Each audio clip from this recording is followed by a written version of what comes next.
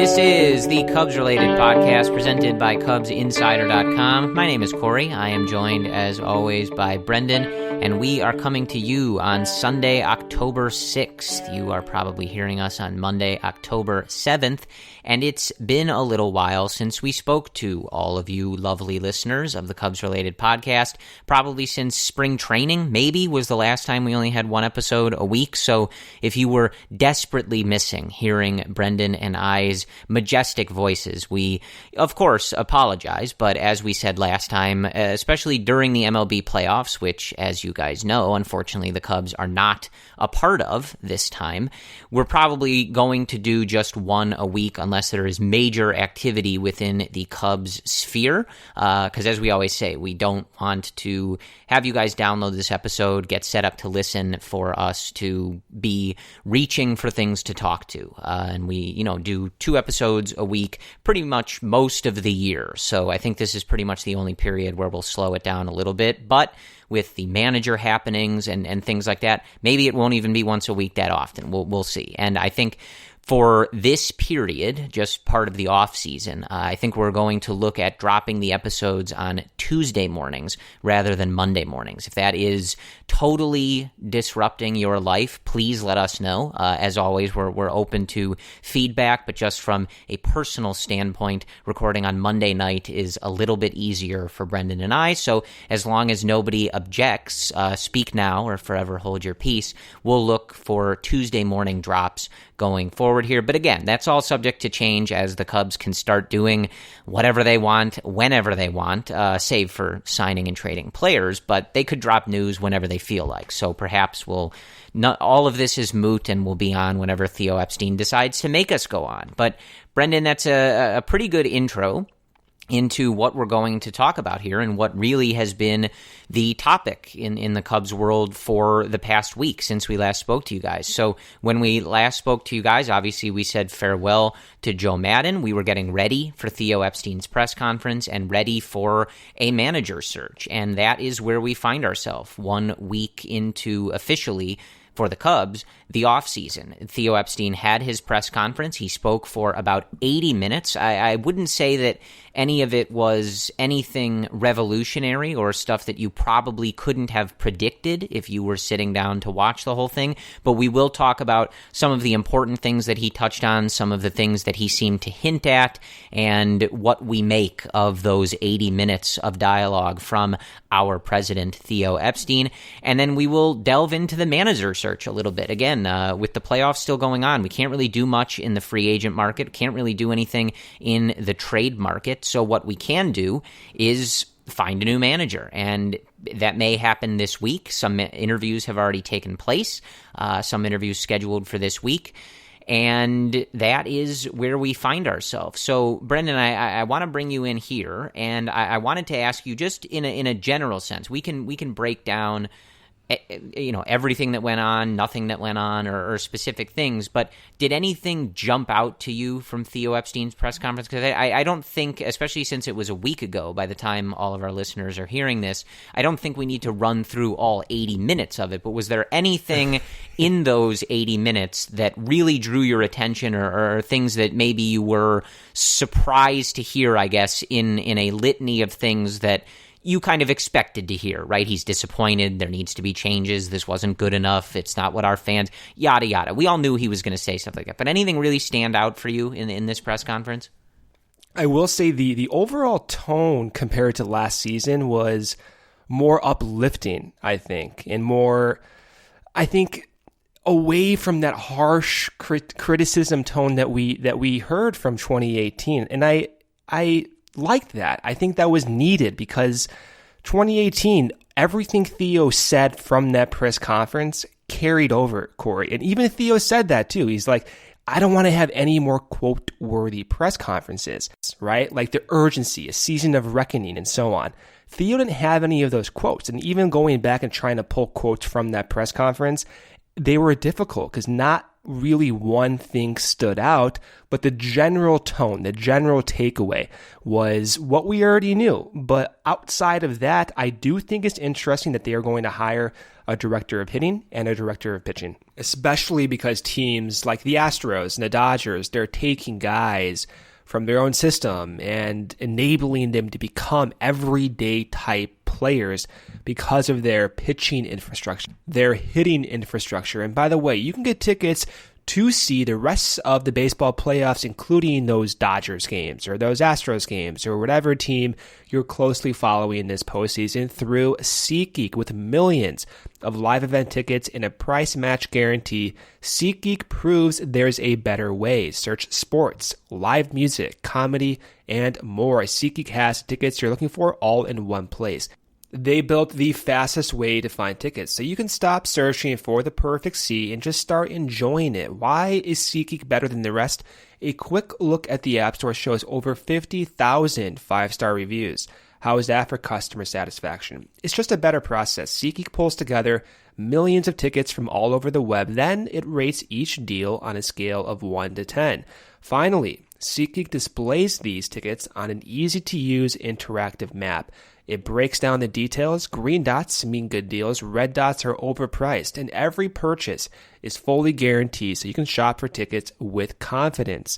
I have always used the SeatGeek app on my phone. I used to buy them when the Cubs were in the playoffs. I bought them to go to the Dodgers series in years past. I continue to use SeatGeek. I bought football tickets. I bought Bears tickets in Los Angeles to the Rams game. I know that when I go on SeatGeek, I'm getting the absolute best deal possible. Plus, best of all, our listeners, you guys get $10 off your first SeatGeek purchase. All you need to do is use our promo code. Download the SeatGeek app today and use promo code CubsRelated for $10 off your first purchase. That is promo code CubsRelated.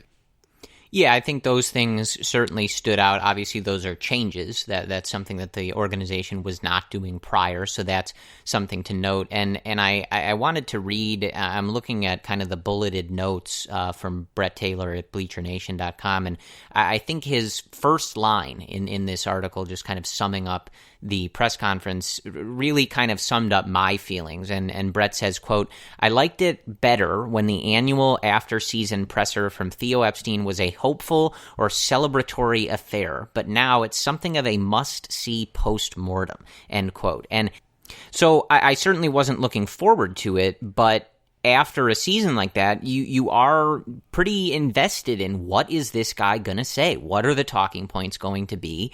And are we going to really learn anything? And like we said, I don't know that we did. We do hear him kind of something that I was hoping is, like you said, they're going to hire the director of hitting, the director of pitching. He talked about having already made some changes to the front office structure with the Jason McLeod move, and kind of hinted that there might be some others there, which if you guys have listened to this podcast, you have heard me banging that drum for a little while now.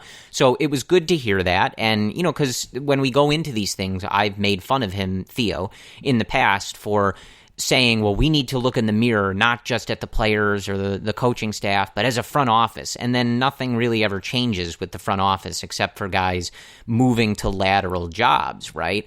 And so I'm hopeful that this time when he says this, that's something that they follow through on. They need to make changes there. So that was at least good to hear him say.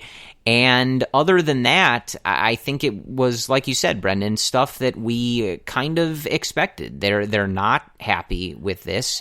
One thing that did stand out, and you can take any of this stuff as an indictment of Joe, as directed at Joe. It's sort of impossible to know, but the fact of the matter is that these things were stated and they might direct you to Joe. But one thing he did note in this press conference was specifically mentioning the sloppiness, the mental mistakes, the base running errors, the defensive errors, and he talked about how that is not going to be tolerated. It can't be tolerated. The level of leeway for stuff like that has to be zero. And again, like, is that directly at Joe Madden? You'd have to ask Theo Epstein. But that sounds like something that the manager controls and that they're going to be looking for when they, continue with this process of interviewing managers. That leading the league in outs on the bases, like we talked about in our explicit episode, things like that. We can't be talking about stuff like that come the end of 2020. That cannot be the Chicago Cubs. That can't be their identity. And that can't be stuff that's still going on. So it was interesting to hear him say that, because it did seem, Brendan, and I don't know if you kind of read this the same way, he was very careful about what he said they were looking for in a new manager, and he was very careful in saying things that you might be able to direct back to Joe. That's why I said that about the sloppy stuff, because it's not like he said our coaching staff needs to do this, right? But that's where you might find those changes. So I did think it was interesting, maybe, I'm not sure the word, but he definitely was making a pointed effort to step very cautiously with what he was saying and how people could read into either the meaning for Joe or the meaning for whoever they're going to be looking for in this manager process. There was a little bit of a slip there in terms of what was absent from Joe Maddon's managerial style in 2019. And this was the one quote that stuck out most for me. And he said, quote, "We want to have a culture where when a player steps in here mid-season, he's not providing the energy. There's already energy," end quote. Corey, who is he talking about? Castellanos, right? Exactly. Yeah. So when Castellanos... You didn't think that was about Derek Holland? Yeah, no. But when Castellanos came in, there was literally a quote about how he's reminding players what it's like to win, what it's like to want to win. And so Theo went on to say in his press conference, quote, "When a player steps in here mid-season, he's uplifted by the culture. He looks around and says, wow, every single one of these players is getting the absolute most of his ability. He's putting in incredible hours and making sacrifices and making great decisions to be the best version of himself as a player. Now that's what I'm expected to do as a Cub," end quote. So that was like kind of a direct admission that the culture that Joe Maddon has brought over the last year or 2 years, it's been good, but has not been optimized in a way where you're taking these 23, 24, 25-year-olds and then getting the best out of them, where you're implementing all of this new tech, implementing that philosophy that's been kind of pioneered by companies like Driveline Baseball and the Houston Astros and the Minnesota Twins and the New York Yankees. And you're getting guys who were mid-tier prospects and you're turning them into MVP candidates. Cubs have not done that, right? So that's what I think Theo Epstein was talking about, where in 2015, 2016, Joe's culture was one defined by not having the fear of failure. That was extremely beneficial for this group. But now they have failed, and they failed because they were not able to adapt to the scouting reports, not able to adapt to Major League Baseball evolving within 3 years. Now it's time for a change. And so that next guy who comes in is going to be tasked, Corey, now with just managing the bullpen. Like, it's very easy to take note of Joe's managerial decisions and that being one of the reasons why he was gone. That's not the reason why he's not going to be the manager.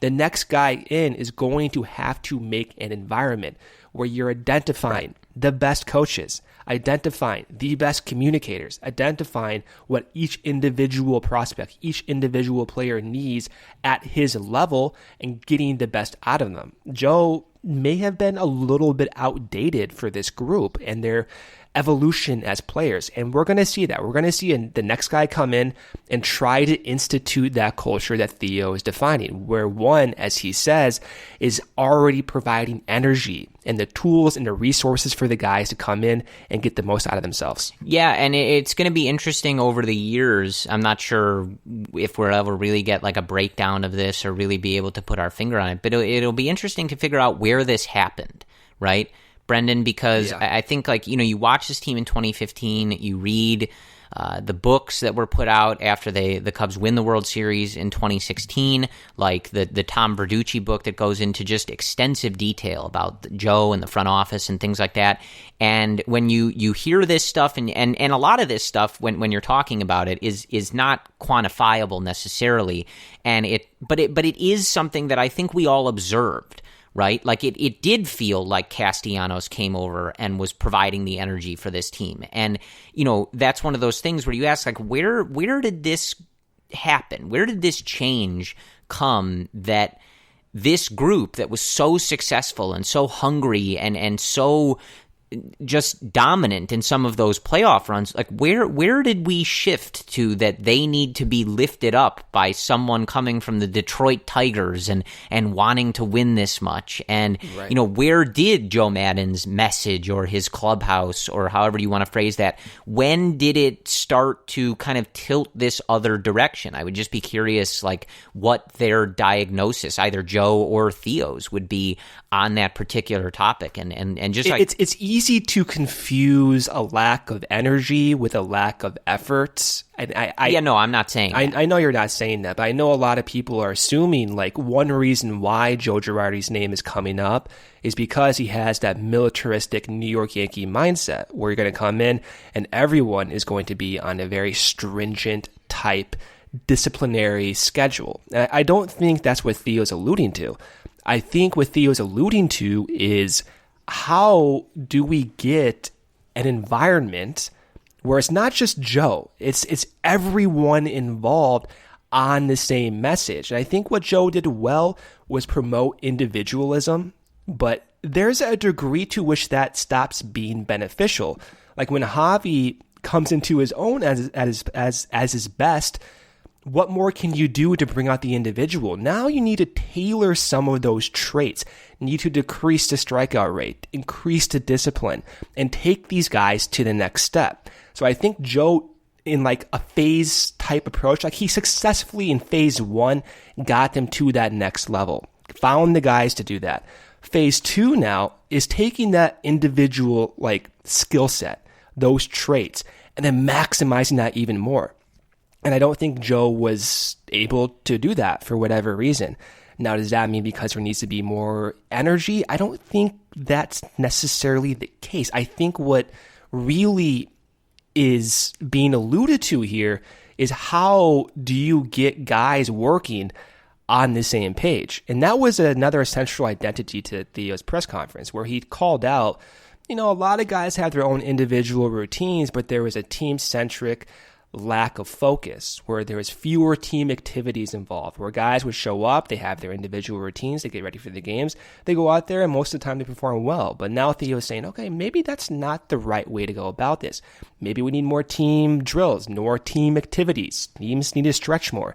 And I was reminded too, Corey, before this 2019 season, Joe Maddon said one way they wanted to improve that team-centric focus was having everyone out there during the national anthem. It's a simple reminder, like, hey, national anthem, everyone as a team, let's go out there. And I couldn't tell because I'm not at the games, but I feel like that was apparent. And so I get what Joe did and did not do well. I get what Theo's saying, but I don't even know if like energy was the right word. I just think like you need to get these guys past phase 2. Joe got them passed through phase 1. Now you need some new voices, some new coaches to get in there and get the best out of these guys. So I think with that, we can really turn to the manager discussion, because that has, as we've said, begun in earnest. Mark Loretta, who was the Cubs bench coach for Joe Maddon in 2019, has already interviewed. He interviewed on October the 3rd. Joe Girardi, David Ross, and Will Venable are all scheduled for interviews this week. So this process is underway. I believe that, there are coaches still in the playoffs. I think Joe Espada's name with the Astros has come up. We've heard that the Cubs want to talk to someone on a playoff staff, and there may be some other names that are out there that we're not sure of, but these are the interviews that are scheduled, so to speak, to go on with Theo Epstein this week. So of those names, anything stand out to you with those names? And I suppose we can talk about those 4 candidates, since those are the specific names that we know, their merits, and what you would think if any of those guys are the hire for the Chicago Cubs and their new manager. Yeah, I do like Loretta's name. I know it's not a popular one right now, but the main reason why I like Loretta is because he has that front office background. He spent 9 years, Corey, in San Diego's front office, some of which were from Jed Hoyer's years as well. And he played for Theo Epstein back in Boston in 2006, a year after he came back from cancer, actually, and got 700 plate appearances the very next year he came back from a malignant melanoma. So Loretta has a history of what I think to be collaboration with this front office. Now, some people might say, well, I want to get a new voice in. I don't want someone who's been entrenched in what's gone wrong and Theo and Jed's past. I get that, but I do like and I do respect that he has experience under Joe Maddon. Joe, he is a good manager, man, and he's going to get paid like he is a good manager. There are traits of Joe that should indeed carry on to the next team. Loretta just needs to put in his own mix. So I like the history with the front office. I like the history with Jed and Theo in particular, and I like that he actually was with Joe Maddon for a baseball season. Now, he was interviewed, Loretta, on 670 The Score following his actual interview with the Cubs. And there were several quotes, Corey, right, which I interpreted to be the main central points to his actual interview with the Cubs. And he said, quote, I don't think it's an edge or concentration issue. I think we should look at how we practice, check what our game planning was, and things like that. We maybe need to make adjustments in those areas. I think coaching in this day and age is a lot like parenting. I think kids and millennials need a certain amount of structure. They need a schedule. They are used to that. Driven around here, travel ball games, showcase events over here, all this stuff. They crave a schedule, end quote. That was extremely telling to me, and one where I think is what Theo was alluding to, where you had a team in 2019 and before having individual schedules, not one where everyone knows, hey, at 10 a.m., you got to be in the field, we're going to be doing stretching. Like stuff like that you see in spring training may not have been carried over in their regular season. So on one end, Loretta recognizes what went right. And it wasn't like an edge or concentration issue, as he said, as we're saying too. It was more in Loretta's point of view that they need more structure, more team-centric activities, more team-centric game planning. Maybe that improves the defense, improves the base running, because now you're on the same page with your coaches, with your teammates, etc.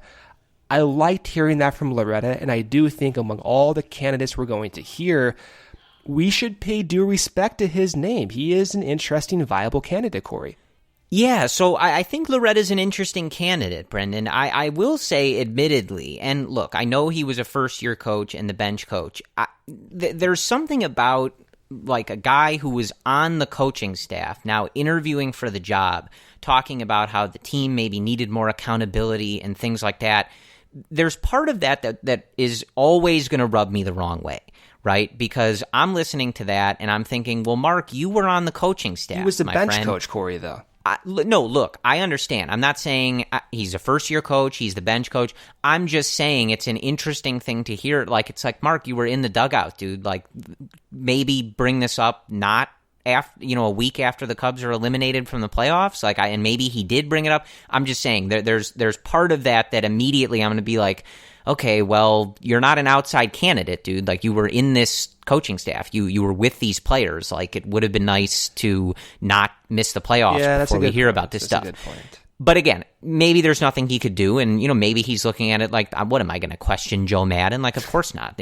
So I get it. I'm just saying there's part of it where I'm like, okay, well, you were the bench coach, dude. Like, could you not have provided any of that or a suggestion of that? Anyway, I do think he's an interesting option, and I would not be upset if he was ultimately the guy. I think that, again, he's one of those coaches who has a really good reputation amongst his peers, amongst people that he played with, and people that he's interacted with around the game, of having a good mindset, a good coaching philosophy, a good way of interacting with people. So that's always good.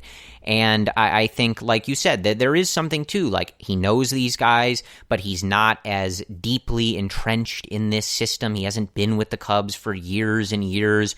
And, you know, you could look at 2019 as being a taste of what goes on in this organization, a little bit of a diagnostic for him. And then if you gave him the keys, he'd have a better understanding of what he was coming into, what he was changing, what he wasn't changing, things like that.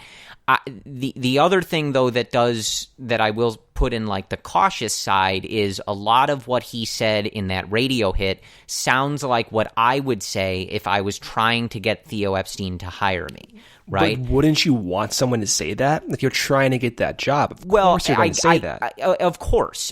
I guess all I'm saying is this is one of those where, like, we're not in the clubhouse. We don't know these things. So I'm going to have to defer to them. But from an outsider, there's part of it where I go, I'm not going to get that excited when the guy says exactly what Theo just said on Monday, right? Like, we need more accountability. This stuff has to stop. This stuff has to stop. You know, when you hear a candidate say those same things, it's like, okay, like, yeah. Do I think he's a good candidate, or is he just echoing exactly what Theo wants to hear? I don't know. And more importantly, can he actually do those things? That? Right. Yeah. So just repeating what Theo said is not in and of itself something where I go, ooh, great. Like, he also believes they need accountability, right? Like, yeah, the president just said that. Like, that's what's going to happen. But don't you think, like, that's where the front office experience comes in, though? And that's why I value that, because now in this day and age, you look at AJ Hinch, and he's able to collaborate with the front office and take their data, take their new tech, and make an environment where now guys can learn from that. So I hear you out, right? Like, there's no examples of how, like, Loretta can actually do this. The only example of his ability is, I think, that experience in the front office, because that parallels what AJ Hinch did and did successfully for Houston. So I'm with you. And this is like the tricky part about having these discussions, Corey, is when we talk about first-year rookie managers, what on earth do we have as a reference? Like, how do we know any of these guys are able to implement what Theo wants? Like you said, you can go on 670 The Score, you can interview, you can say everything exactly how Theo just said it and make it sound so good. And I hear that. But what's an example of your ability to do that? And for me, Loretta is that front office background. It's that year in Joe Maddon's in his coaching staff. Those are the two examples. For the other guys, with Will Venable, with David Ross, we don't have those types of examples, and maybe that's why I'm not as stoked about those two guys. I know, like, look, David Ross, of course, David Ross, right? But we're talking about confidence in implementing something right away, having no uncertainty whatsoever that you can, in fact, get these guys to the next level. And I think I love David Ross. I love Will Venable, but do they have examples of that, of what a manager should do? I don't know. I think Ross, the veteran experience, Venable being around the guys for a while. He was in San Diego when Jed Hoyer was there as well.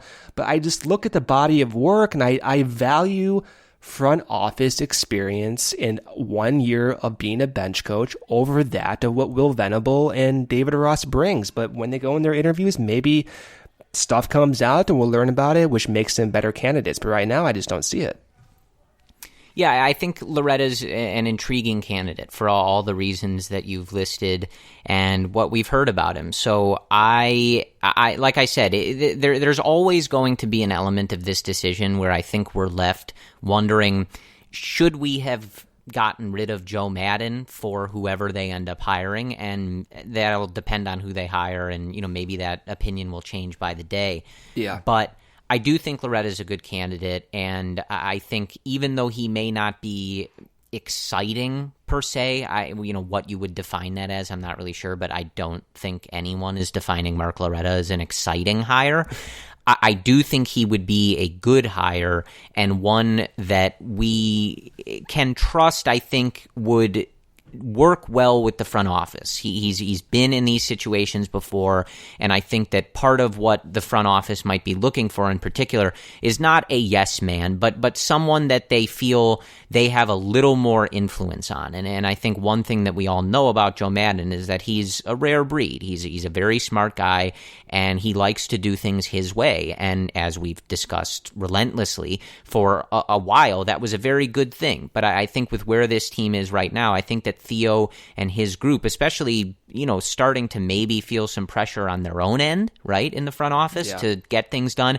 I think having a manager that they really feel they are in sync with, when they have ideas and processes that they want implemented, I think Loretta would be more of the guy to just do it, right, and not necessarily be in his own thing, especially because this would be his first shot at this. So I do think he's an interesting candidate. If we want to switch to Ross, just because you brought it up, the key with David Ross is that there's an unknown, right? He has never been a coach at the major league level. He has never been a manager at the major league level. So we don't know what that is going to look like. And there are a lot of examples of guys who have been hired throughout the league who have done that and who have had success with it, who have failed with it. So you can kind of pick and choose how you feel about that. But that's the key with Ross, is that it's the biggest hiccup that I see when these conversations come up is people wondering, can he manage a team that he was just a part of a couple years ago and with a bunch of guys that he is really close friends with? I mean, if you look on like his or Anthony Rizzo's Instagram story throughout the last 5 off seasons, they play golf together 5 times in off season. I mean, they're together all the time. Dexter Fowler's there, things like that. So that's the key question, is can he step into that relationship and be the manager? With no coaching experience, too. Not even as like a sub-level, minor league guy. 0 coaching experience, Corey. Right. So that is going to be the key question to answer here, and one that we don't have an answer to. That's going to be something where I would think that if Ross is the guy that they want, if Ross is leading this interview period and they are getting closer to doing that, they'll talk to Anthony Rizzo, they'll talk to John Lester, they'll talk to those guys, and I think that they'll shoot them straight as to whether they think that relationship would work and whether it would not. But it's not really something that we can know. The one thing that I keep pointing out to people and that I want you to remember in this process, and I don't have a dog in this race. I'm not really rooting for anybody in particular. I think I mentioned on the last episode, I like certain candidates. A guy like Carlos Beltran, I find more interesting than others. To me, like I was saying before, that would be an exciting hire. One thing that I want people to remember when we're talking about Ross is John Lester and David Ross always talked about how in that relationship, even though it might not seem that way, the person who gave the other one the business, right, when it was necessary and got in the other one's face and told them to man up or whatever they needed to hear, right, was David Ross, not John Lester.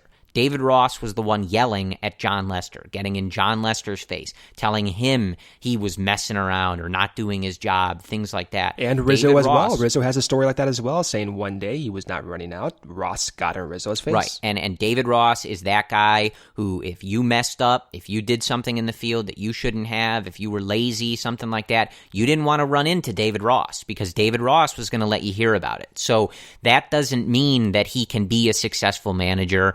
It just means that he does have a reputation of being about doing the job, winning and doing the job right. And these guys were friends when they were on the same team together, and David Ross didn't have a problem with holding people accountable and telling them, this is what needs to happen, this is what you need to do, this isn't accepted, this isn't tolerated, things like that. So there is some proof of concept that exists in the world, right? That David Ross is not just the fun-loving Grandpa Rossi that we saw in 2016 get carried off on everybody's shoulders. Like, there's a reason that he garnered the reputation that he did, and it's because he's a professional's professional, so to speak. So I would just keep that in mind. He has the ability and the courage, let's put it that way, to tell John Lester like what he needs to hear in key moments. And I think if you watch John Lester pitch and how scared you feel when Joe Maddon comes to take him out in like the 5th inning, you should remember that David Ross is not scared of that. So I think that does speak volumes for David Ross. But I believe he could do it. In my gut opinion and just everything that we've read and everything that we've seen, I don't think that his friendships or his relationship with this team would be an issue. I think it would end up being a strength. I think he knows this team very well. I think he knows this organization very well. And if I had to venture a guess, I would say he could come in there right now and diagnose some things that he doesn't like. Right. And things that have changed since he and guys like John Lackey were in that clubhouse, with John Lester and those other guys. And I think that those things would be a strength for him, not a weakness. But I do understand people's trepidation when they're like, I don't know, like I see him palling around with these guys. Like, can he turn around and, bench one of them if they dog a home run or, something along those lines? So I, for one, think so. Is he my top candidate? I don't know. My position on this is ABG, right? Anyone but Girardi. That's pretty much my standpoint here. Like, they could hire basically anybody, and if it's not Joe Girardi, I'll be like, great, let's do it, whatever. So finishing on Ross, I think he's a good candidate. I think he can do it, and I'm not really worried about the stuff that is out there. I am worried that he's never done this before, and, you'd kind of be taking a little bit of a gamble. As it relates to Girardi, if he is who they hire, then I am going to hope that he has learned from why he hasn't had a job in a few years, and I'm going to hope that Theo knows why he was fired from the Yankees and why that relationship didn't work, and they have reason to believe that that's not going to happen again. But I think that there's, sometimes when we get on certain people, like when we dog Daniel Descalso or we dog Albert Almora or whoever it is in the various season, I think sometimes, you worry that there's this impression that we're like rooting for them to fail, which of course we're not, right? Like, I'm not rooting for any of these guys to fail. I wouldn't be rooting for Joe Girardi to fail, so I can come on here and go, haha, I told you so, I'm glad the Cubs suck. Like, does that sound like me? Like, of course not, right? Like, I want the Cubs to win. I say this all the time. Like, no dogs in any of these races. I just want the Cubs to win. That's the dog in the race that I have, right? The race is the MLB. My dog is the Cubs. That's it. I don't care who's succeeding on an individual level, except for John Lester. But, like, it's all just about the Cubs. So if they hire Joe Girardi, I am going to think it was a mistake when it happens. I'm going to think that it is a dangerous risk that can go very poorly. But I will be there the whole time rooting for him, hoping it goes well, and, doing the same thing I always do, showing up at Wrigley Field and hoping that the boys are bringing home W's, right? So I just don't think it's a good idea. And we've done this before. I've talked about this multiple times, but I just don't think that someone who was let go from the Yankees for the reasons that he was let go is someone the Cubs should be looking at. And if we're concerned about having a hard-nosed, like old-school, Mr. Accountable, like you said, Brendan, like military-style rigidity, things like that, you can find that in people that aren't Joe Girardi, right? Like, it doesn't have to be Joe Girardi if we're looking for someone to come in and crack the whip. There can be other people that can do that didn't get fired from the Yankees for the reasons that Joe Girardi did. And again, you can read any article that you want. And I was not in the clubhouse all the time, but there were about 12 people in the Bronx working in the New York Yankees front office when I was there. I saw what I saw, right? I was only an intern. So again, I always say this isn't some like humble brag situation, but I saw this with my own two eyes. This isn't something I read. This isn't something, that sources told me, right? Or something like that. I saw all the time the research and development guys who were some of the smartest people I have ever been around. They could probably be building rocket ships for NASA if they wanted to, but they want to work in baseball.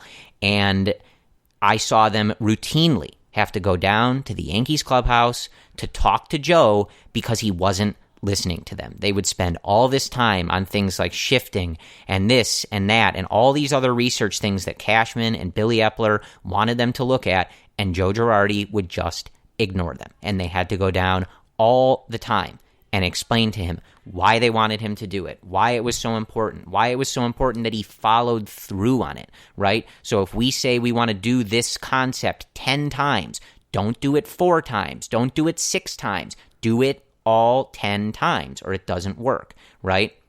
And this happened all the time. There were clubhouse problems. There were problems with the younger players and getting everybody on the same page and being able to let them grow and things like that. I for the life of me, Brendan, I get it. I know he's a Chicago guy. I know he played with the Cubs.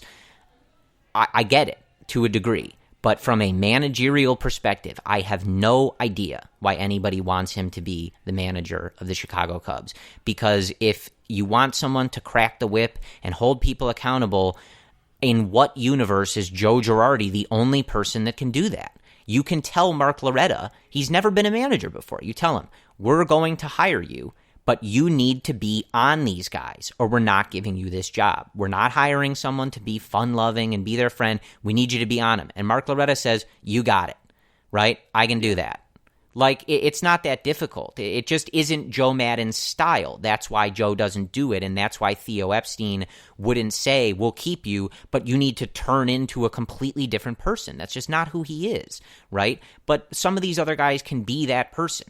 So I could go on about this for a while, but the synopsis of my thing with Girardi is that when you read stuff about why he was let go, it's not made up. It's really what happened. He did have problems with the front office. I saw it with my own 2 eyes. I heard it with my ears. That happened. He did have problems with some of the younger players, with guys like Gary Sanchez, etc., and getting the clubhouse together. That really happened. It's not conjecture. It's not PR put out by Cashman and his team. This stuff happened, and I don't want it happening with the Cubs. Now, I will say, again, if he is the guy, it's been a few years. He may have learned what went wrong, what he needs to do differently. Nah, People screw can that, change. dude. Screw that. Well, but I'm just saying that's a risk, and you'd have to be asking yourself, do you want to take the risk that he's a different person and that things are going to go differently? My answer is a definitive no. Yeah. Definitive. I mean, just hearing you say that, like, why? Here's the thing. We have like a 2 to 3 year win window that's locked in right now with Rizzo's contract, with Baez's contract, KB, etc. Right? Like, you cannot risk this whatsoever. So if there's even an instance, Corey, of these, like, of Maddon, or rather Girardi, not being able to communicate with his young guys like Gary Sanchez, or not being able to work with the R&D guys or with Cashman, like, I don't care that you just had 2 years off, man. Like, yeah, you get 2 years off. You can neither reflect. do I. Yeah, like, you can reflect on that, but when push comes to shove in that moment, are you going to actually do it? Are you going to say what you said you learned from the past 2 years? For me, like, you don't get a second chance on doing this with this team. Like, maybe. Well, and also, to me, just to jump in there, the thing that I worry about most with Girardi is that feels like the type of thing that could also send this whole thing spiraling further in the wrong direction. Right. Right. It's like you gave up Maddon for Girardi. Like, that could easily happen, you know? Right, and so you had a bad season. You didn't make the playoffs. You didn't win 90 games. Like, you're going the wrong direction, right? As a franchise, the trajectory is now pointed in the wrong direction. You bring in a new manager that's getting on these guys, that is a totally different style, who has had communication problems with the front office before. That's how you can really send things into a complete downward spiral. Like, all of a sudden we're hearing there's tension in the clubhouse, the players don't like him, Theo's not getting along with it, and maybe that wouldn't happen, but it's happened before with this particular manager. And that's how you take things where you're trying to, flip things around and get that arrow pointed back in the positive direction. This, to me, feels like the choice that has the highest risk of sending it plummeting in the other direction. And also to add to that too, Corey, like, this is one of the instances where I think other guys like David Ross and Will Venable and Mark Loretta, where they have the advantage. Girardi's been in a press box calling baseball games for 2 years, Corey. 2 years. He's been out of organized baseball. I get that you're watching the games. I get it. But within these last 2 to 3 years, the game has rapidly changed, dude. Rapidly changed to the point where a startup company called Driveline, their president and founder is being hired by the Cincinnati Reds, Kyle Bodie, to be the pitching coordinator, to take control of a major league franchise. You're looking at an era where FIP and ERA has gone up by half a point in less than 2 years. Like, this is a completely different style of baseball. And so we can always look at those instances with Joe Girardi not being able to communicate well. But among all those, one of the biggest disadvantages to me is that he's not been in baseball. He's not seen this. Venable has been with the Cubs. He's seen things change. He's been in Mesa. He's seen that pitch lab. Mark Loretta has been working with these guys. Same thing with David Ross. He's been a front office assistant, even though he's been calling games too. He's been with the Cubs in spring training. He's been with the Cubs in scouting. He scouted Craig Kimbrell. He's been with the team. Girardi's been on Fox Sports, dude. The game has changed in 2 years. It's changed in 3 years to the point where Joe Maddon's no longer the manager of this team. That's the biggest issue for me. You got to have someone who has the eyes, who sees what is going on, what is changing. You take those changes, you implement them into your own team, you amplify the hell out of that. That's what I want from a manager. For Joe Girardi, he doesn't have that. Yeah, I feel pretty strongly about this. I feel pretty strongly that this is the wrong choice. I could go on about it for a bit, but I think I summed it up pretty clearly. If they're looking for a guy who has had issues listening to the front office, communicating with the front office, following through on what the front office wants to do, problems with young players and getting a clubhouse together, and, you know, if that's their guy, then I'm going to support them. And I'm going to hope that he's a different guy and that he's learned and that whatever they talked about, Theo has come to the conclusion that this is the right move. But I believe it is not. So that's a pretty definitive stance that I have. I realize that, but it's tough, man. Like, again, like when you see this stuff with your own eyes, it's tough to turn around and expect that there would be a different result. Like, I have such respect for some of those analysts that are still with the New York Yankees, and they're just incredibly smart and talented people. And when you have someone who's just going into business for themselves and just ignoring them, it's frightening to consider that person might be put in charge of your favorite team, because I'm looking around going, well, okay, well, that seems bad, right? Like, you know, so it's something I feel strongly about. But again, like, I'm not going to root for him to fail. If he's the guy, he's the guy, and we're going to have to get on board and trust Theo. So that's what it is. As far as other candidates, you know, Will Venable, like, whatever. I think it's fine. You know, again, like someone without the experience, so you'd be taking a bit of a risk.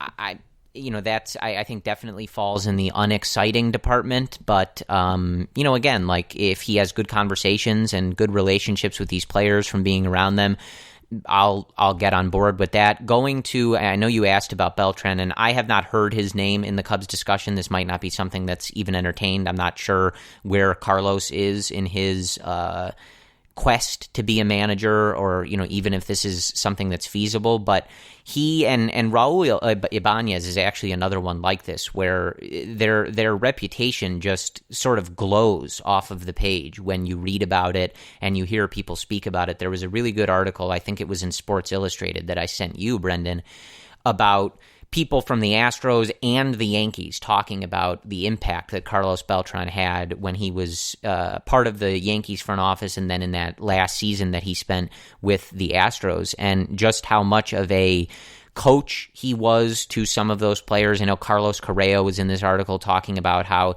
he hit like 20 home runs in a year, and he could specifically identify 7 of them that were because of Carlos Beltran's insight and work. And one thing that Correa mentioned Beltran did really well was taking the information, the analytics, and that kind of data that was coming from the front office and translating it into a way that was usable and understandable to the different players. It kind of reminded me about how Tommy Hotovy talked about how he took that information and gave it to John Lester, right? Because we know that John Lester is not a numbers person. He doesn't want to hear about all this stuff. But if you can explain the concept that the numbers are conveying to him, of course he'll listen. He just, it just doesn't really resonate with him in that other way. And this is kind of what it sounded like with Carlos Beltran, that he had a real way of conveying these things in different ways to different people. He's bilingual. And you just read this stuff about Carlos Beltran from those two organizations. And when you hear AJ Hinch and Brian Cashman and these guys talking about how much of an influence he played and how smart he was and how respectable he is, it speaks volumes. And you're like, man, like this guy sounds pretty interesting here. So he's someone who I think would be really exciting. I think it would be a bit of an outside the box hire, right? Like he hasn't been in this organization. He hasn't been a major league manager, but I do think that would be an interesting one. But again, ABG, baby. Anybody but Girardi. Like, Theo, you can hire whoever you want, man, but there's only one of these where I'm going to chain myself to the gates at Wrigley Field. So that's kind of my opinion on all of this. If I had to guess, I get the sense that David Ross is going to get this job. And maybe I'm wrong in that, but that's just how it feels to me. What's the biggest reason why? Like, what stands out that gives you that confidence?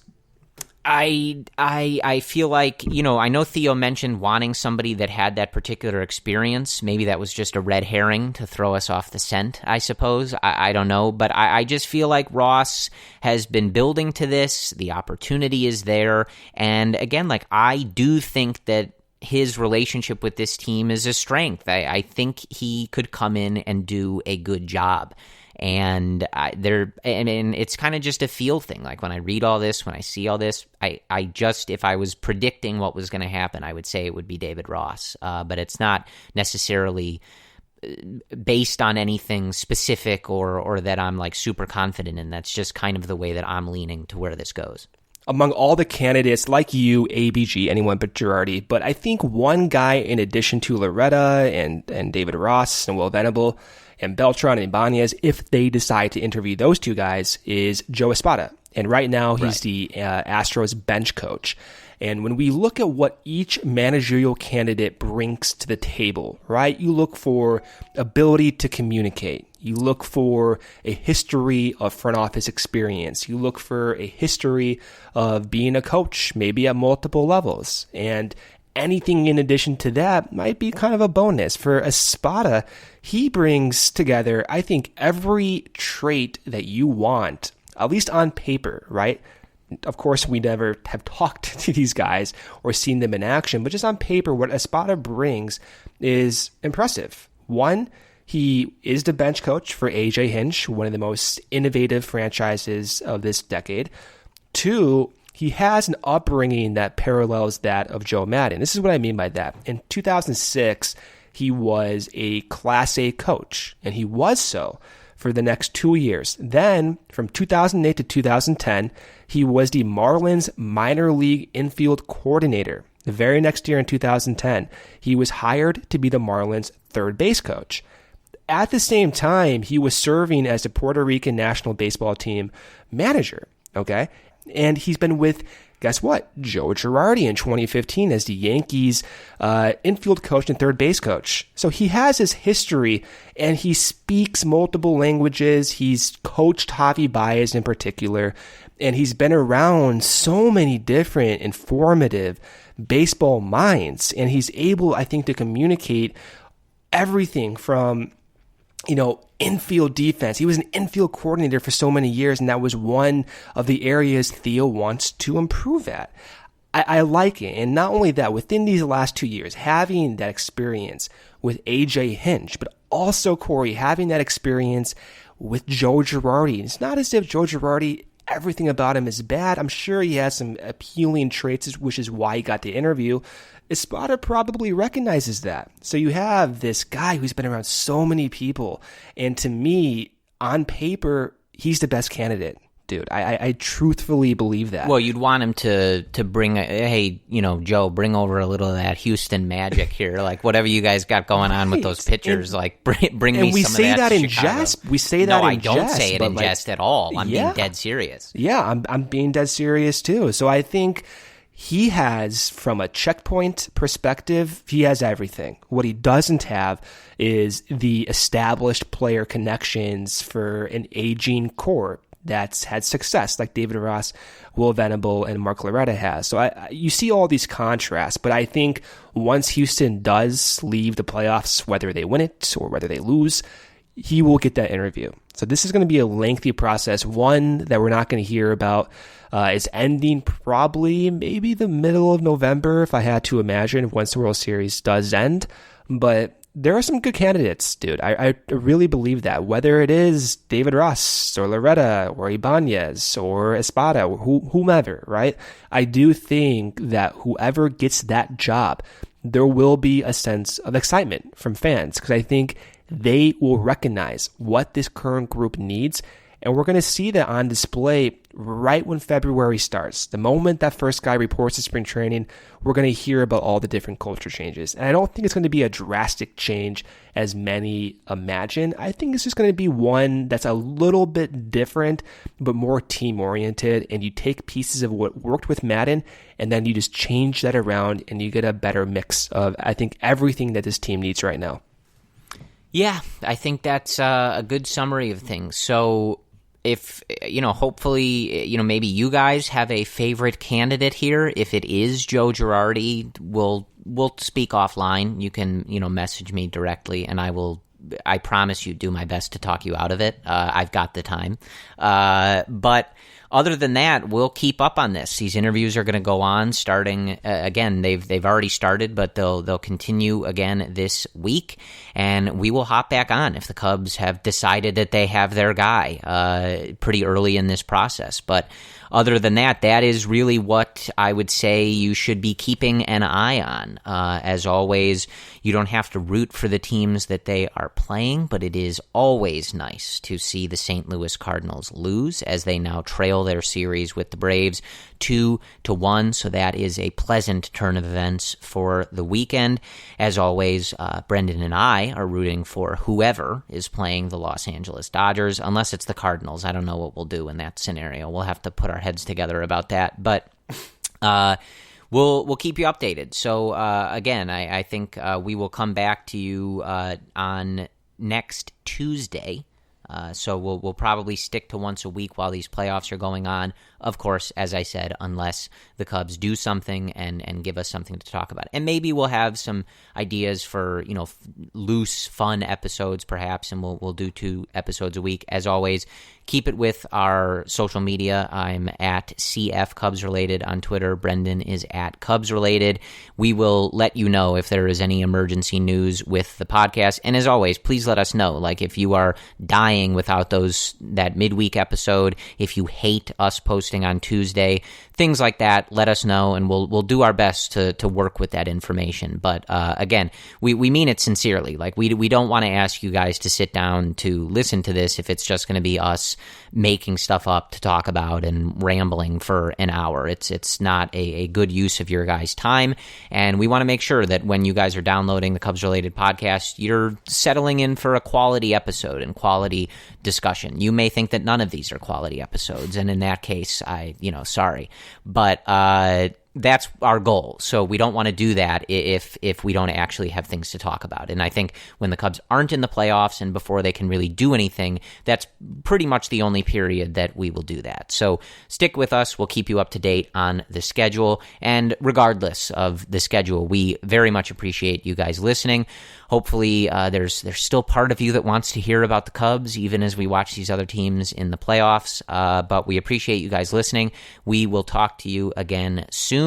And whether we are hate watching the Dodgers, Cardinals, or whichever team else you hate in these playoffs, or watching our own team and hoping that they succeed, we will always end this podcast by saying, "Go Cubs."